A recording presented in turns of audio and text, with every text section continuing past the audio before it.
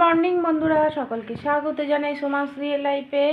আর আজকের ওয়েদার দেখো, প্রচণ্ড সকাল থেকে বৃষ্টি ঝিঝির ঝিঝির করে পড়েই যাচ্ছে। আর এরকম ওয়েদারে খালি মনে হয় যে বসে থাকি, শুয়ে থাকি, কাজ করতে তো আর ইচ্ছাই করে না। তারপর আজকে বেজে গেছে অনেক, 1:45 বাজে, কিন্তু রান্নাবান্না কিচ্ছু করিনি, শুয়ে বসে সময় কাটালাম। চলো এবার রান্নাবান্না বসাতেই হবে। আর কোনো কাচাকুচি কোনো কাজকর্ম তো আজকে কাচাকুচি করাই যাবে না, যা বৃষ্টির ওয়েদার। চলো রান্নাবান্না শুরু করি আর দেখি কি রান্না করা যায়। চলো, আজকে অনেক বেজে গেছে, 1:45 বাজে। চলো সঙ্গে থেকো তোমরা। চলো বন্ধুরা, রান্নায় চলে এলাম। এই দেখো, আজকে না একদম কাজকর্ম করতে ইচ্ছা করছে না, এত বাইরে বৃষ্টির ওয়েদার, মনে হচ্ছে শুয়ে বসে একটু কাটাই।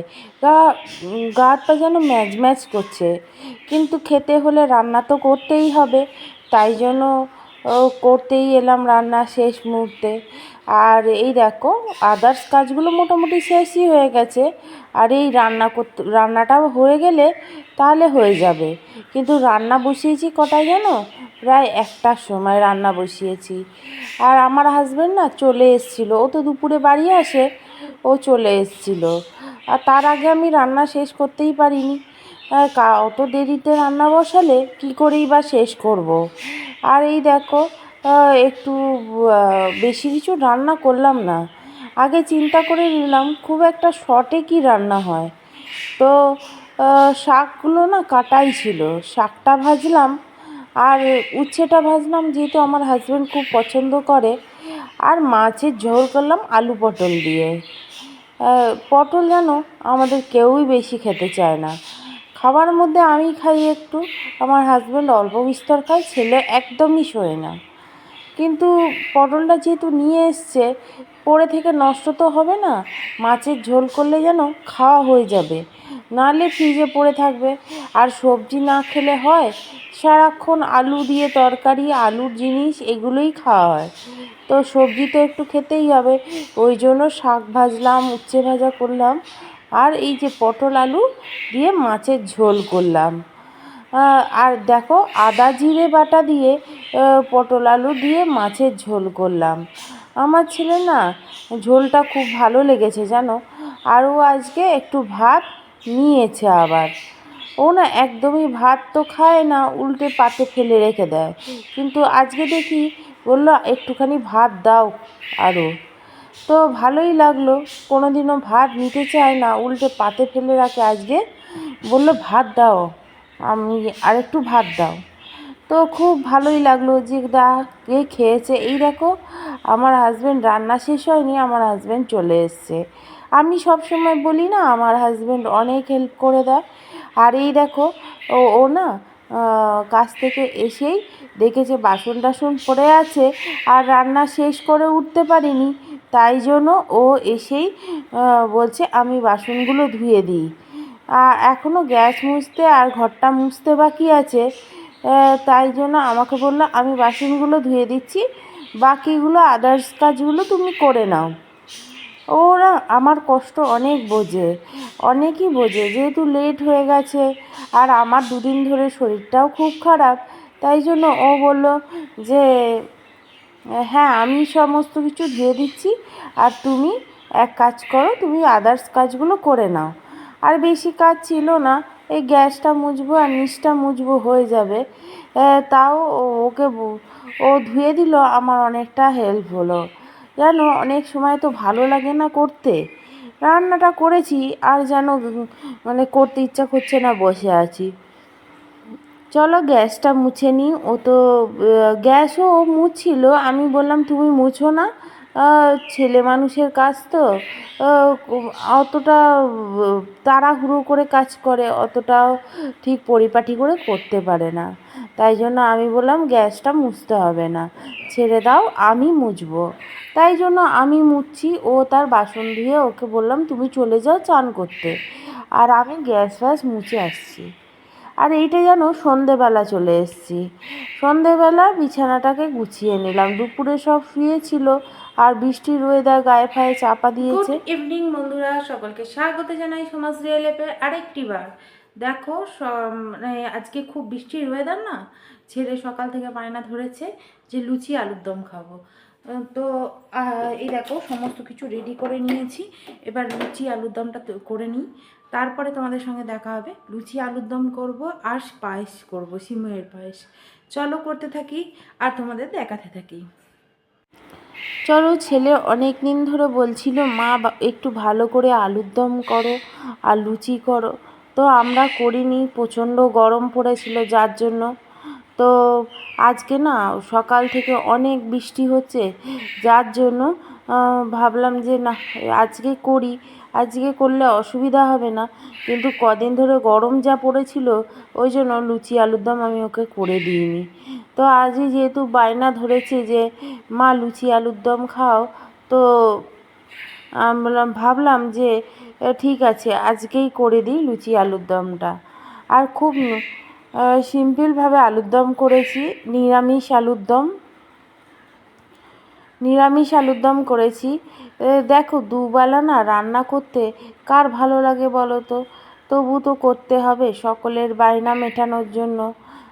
কোনো সময় হাজবেন্ডও বলে এটা খাবো ওটা খাবো, তখন করতে হয়। ছেলে বললে ছেলে সেটাও মাথায় রেখে দিই, যখন সুবিধা হয় তাকেও করে দিই।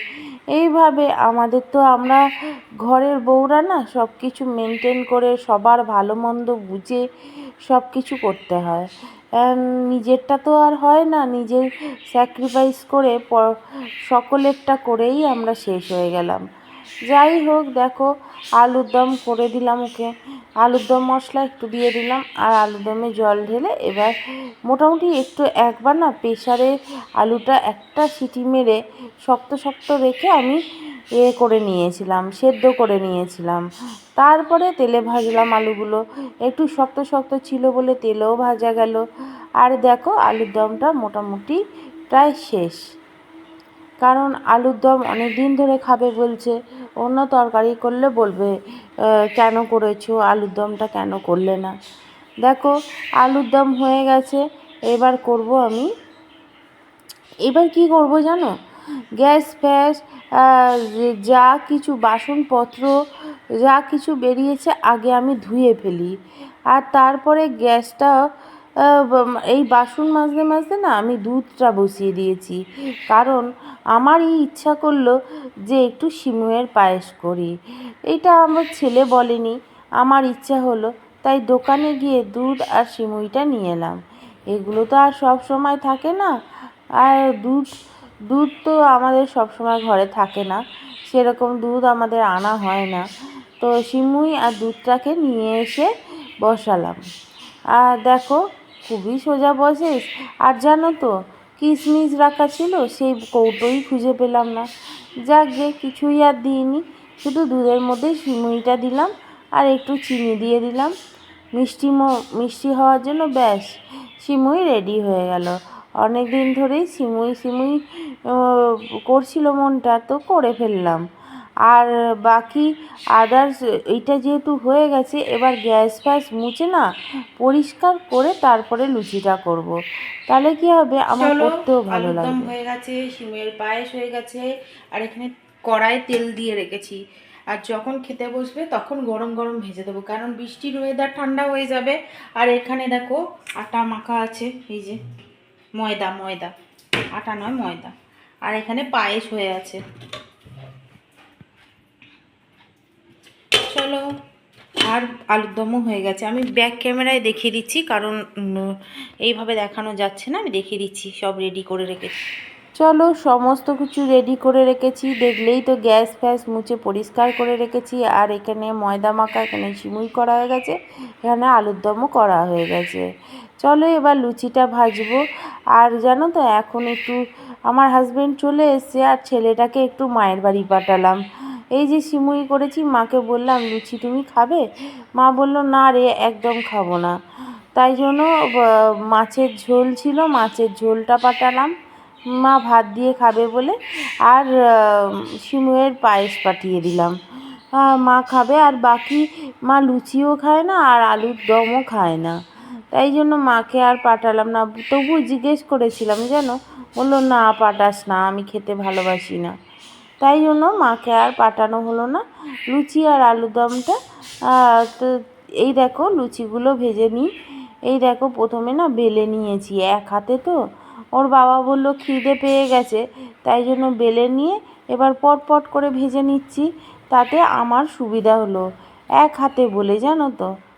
আর কেউ একজন বেললে একজন ভাজলে অনেক সুবিধা হয়, কিন্তু কি করব, তো চটচট করে আমি অবশ্যই একটু তাড়াতাড়ি কাজ করে নিই, তো আমার অসুবিধা হয় না, আমি বেলেও করি। কিন্তু আজকে লুচিও ভাজা হয়ে গেল, রাত্রির ডিনারের সমস্ত কিছু জোগাড় হয়ে গেছে। দেখো চোখ মুখের অবস্থা, শরীরটা ঠিক যাচ্ছে না, তো চোখ মুখের এরকমই অবস্থা হয়ে আছে। চলো এই দেখো লুচি ভেজে নিয়েছি। আজকে অনেক কিছু আছে ডিনারে, লুচি, আলুর দম, সিমুয়ের পায়েস, আমও কাটা হয়ে গেছে।